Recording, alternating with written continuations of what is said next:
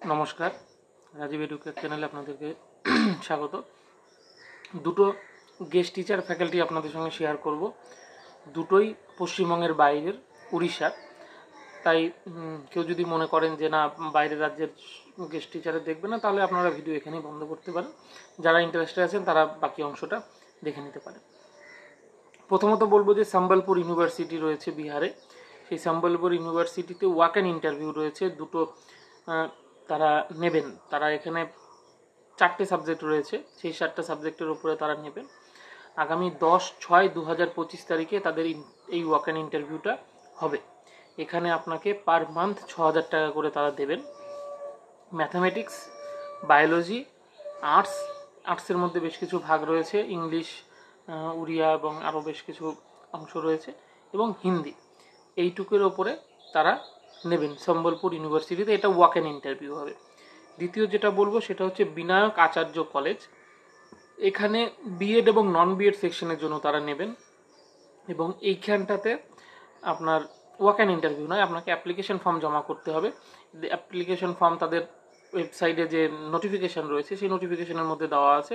আমিও ফেসবুকে শেয়ার করে রেখেছি, আপনারা চাইলে সেখান থেকেও নিতে পারেন, বা সবথেকে ভালো হয় ডাউনলোড করে নিতে পারলেই, কারণ সেটা আপনাকে প্রিন্ট করে ফিল আপ করে জমা দিতে হবে।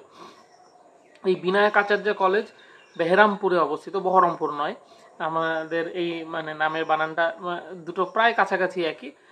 উড়িষ্যার বেহরামপুর বলে একটি জায়গা আছে, সেইখানে এটা রয়েছে। আপনাকে 12/6/2025 মধ্যে জমা করতে হবে তাদের অফিসে, তাদের আপনার যে বায়োডাটা সহ যে অ্যাপ্লিকেশন ফরম্যাটটা রয়েছে সেই ফরম্যাটটা।